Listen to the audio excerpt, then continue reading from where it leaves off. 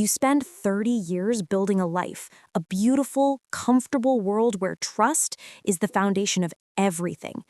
You believe in your wife, Lita, completely. You believe in your son-in-law, Thomas. You believe in the quiet, predictable rhythm of your family. Then, one ordinary Tuesday, that world shatters. Not with an explosion, but with a simple, cold, undeniable piece of evidence. I had been planning a surprise visit to Thomas, my daughter's husband. He had been complaining about a leaky roof, and I figured I'd drop off some extra shingles and some tools. I didn't call ahead because I wanted to catch him by surprise, maybe share a beer and talk sports. As I drove down his quiet street, feeling the satisfaction of being a good father-in-law, I saw it. Parked a little ways down the street, trying to be inconspicuous, was my wife's car. Lita's car. My heart gave a strange, cold lurch. Why was she here? Lita told me she was going to her weekly book club across town. I knew the book club met on Tuesdays. She never missed it. But there was her silver sedan parked just around the corner from Thomas's gate. It made no sense. A knot of ice formed in my stomach as I pulled my truck over and killed the engine. Curiosity, that sneaky serpent, compelled me to walk. I didn't want to be seen. I wanted to know. I crept quietly toward Thomas's high wooden fence. The gate wasn't fully closed, just a tiny crack. I could hear voices, soft, intense, and definitely recognizable. It was Lita and Thomas, but what I heard next wasn't the sound of mother-in-law and son-in-law planning a surprise party. It was something dark, something conspiratorial, something that instantly turned my lifelong love for Lita into a burning, suffocating rage. The words I strained to catch confirmed the unthinkable, a betrayal so deep it threatened to destroy my entire family. I couldn't move. Through that tiny crack in the fence, the words I heard were a slow-motion wrecking ball, tearing down 30 years of marriage. It wasn't about love. It was about money. Lita's voice, usually soft and melodic, was sharp and insistent. You have to get him to sign the papers, Thomas, before the next quarterly review. If he finds that discrepancy in the accounts, the whole plan falls apart. Thomas, my own son-in-law, responded with a confident, sickening chuckle. Relax, Lita. He's too busy playing golf and fixing leaky roofs to look at the books.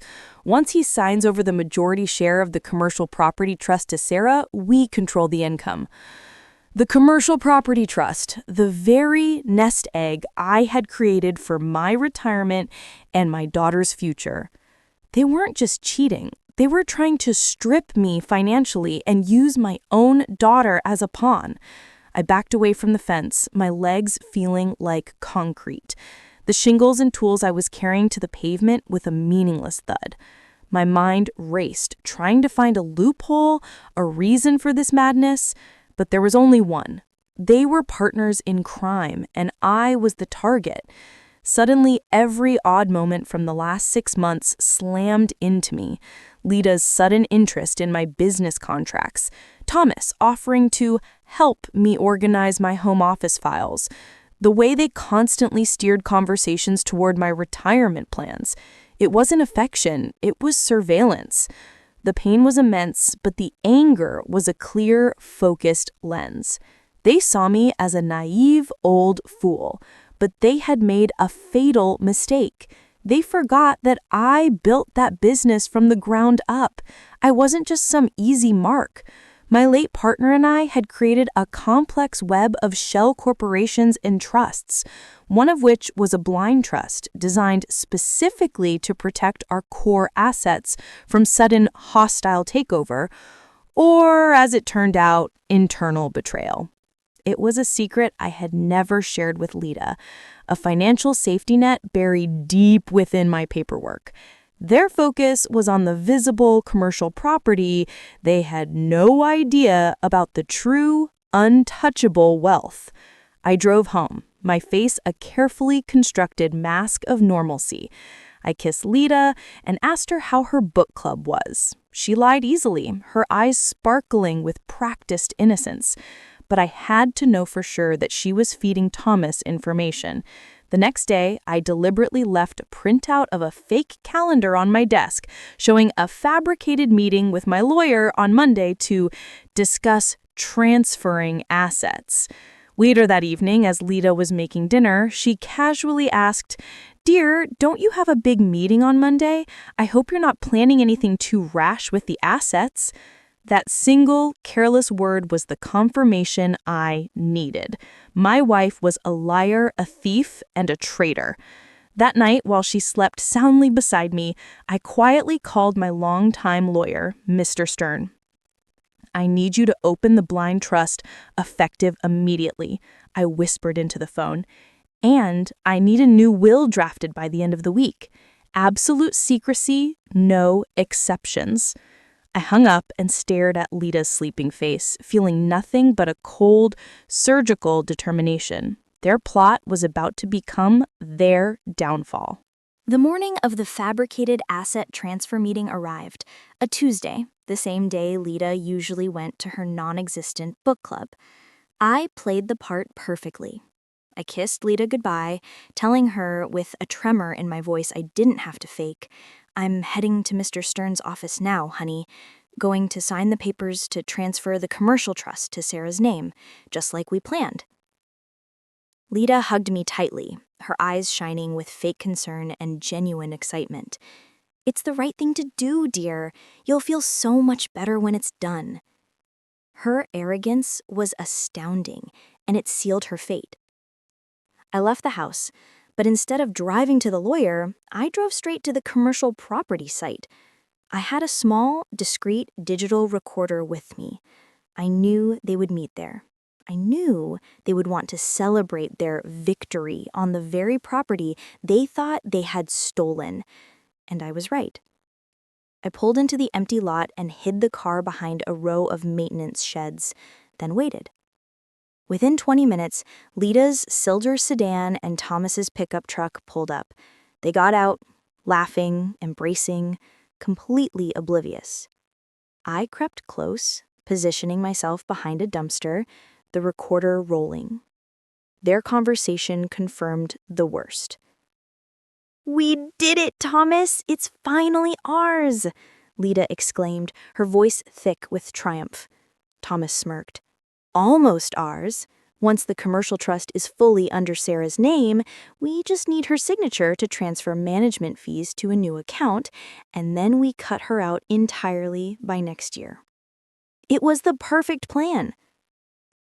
That was the final straw. They weren't just stealing from me, they were planning to betray their own daughter, my sweet Sarah. The rage was blinding, but my hands were steady. I stepped out from behind the dumpster, taking 3 deliberate steps until I stood directly in front of them.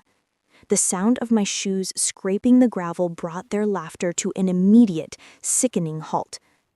The color drained from Lita's face. Thomas looked like a deer caught in headlights. "Surprise," I said, my voice low and flat, devoid of all emotion. "Did you forget about my other Tuesday meeting?" Lita began to stammer excuses, her hands flying to her mouth, but I didn't let her speak.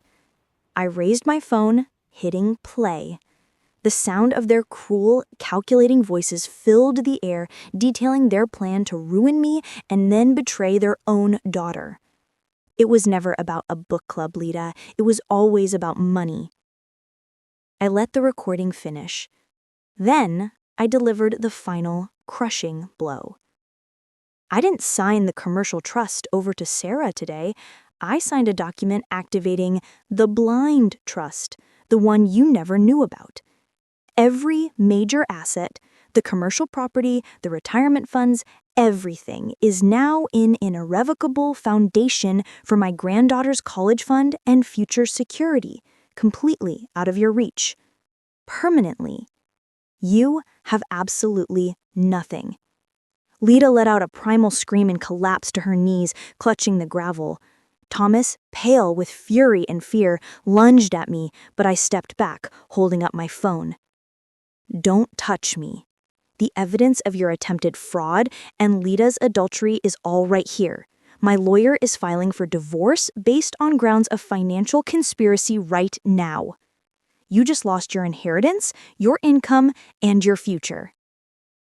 I turned my back and walked away, leaving my wife and her lover broken and penniless on the cold asphalt of the property they had tried to steal. I drove away from the commercial property, the sound of Lita's heartbroken screams echoing in my rearview mirror. Her cries weren't for me. They were the desperate wails of a woman realizing that 30 years of comfortable deceit had just cost her every single dollar she thought she was entitled to. Thomas, regaining his composure, was screaming obscenities, trying to threaten me with lawyers, completely oblivious to the fact that his threats were useless. I was already 3 steps ahead. The climax wasn't just my sudden appearance. It was the total and irreversible financial destruction I had unleashed. The moment I got back into my truck, I called Mr. Stern. "Execute everything," I commanded. "File the divorce papers, the restraining order, and the lawsuit against Thomas for corporate malfeasance. Use the recordings. Leave no doubt." The game was over. My revenge was legally airtight and absolutely final.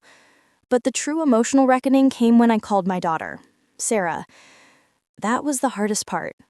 I drove to her house, not wanting to deliver this devastating truth over the phone. I sat her down and slowly, methodically told her everything. The car, the gate, the recordings, and the ultimate unthinkable plot to cut her out of the trust entirely. Her initial reaction was not tears of sadness, but a fierce, terrifying anger that mirrored my own. She didn't cry for her mother. She cried for the years of lies and the betrayal by the man she married. I showed her the recording of her mother and husband laughing about manipulating her signature. That audio evidence was the final, sickening proof she needed. She immediately filed for divorce and a restraining order against Thomas, finally understanding that my actions hadn't just saved my fortune, they had saved her life and her future. The revenge was a success because it protected the innocent. I returned home and found a strange, cold peace. I collected Lita's belongings, her shoes, her jewelry, the framed photo of the two of us from our honeymoon, and placed them into boxes. The physical evidence of her presence was packed away, symbolizing the end of a lifetime of lies. Lita had tried to bleed my assets dry for Thomas, but the blind trust had been my perfect weapon. It made the entirety of our joint commercial income untouchable by the divorce courts, ensuring Lita walked away with only what was legally mandated from assets outside the trust, which, compared to the wealth she expected, was nothing. Thomas, facing a massive fraud lawsuit and the collapse of his marriage, was now financially toxic and professionally ruined. My act was not just about punishment. It was about creating a future for Sarah and my granddaughter, a future that Lita and Thomas would never be able to touch. I sat alone in the silent living room, the wedding photo of Lita and me facing the wall. The pain was still a dull ache, but it was overshadowed by a profound, clear-eyed satisfaction. I had fought for my family, and I had won. I sat in my armchair that night, the house quiet for the first time in 30 years. The silence wasn't restful. It was heavy with the weight of shattered trust. I had won. Lita was gone, and Thomas was ruined. But the victory felt bittersweet, like an amputation. I had performed surgery to save myself, but I lost a part of my life I could never get back. My grief wasn't for the woman who betrayed me, but for the idea of the wife I thought I had.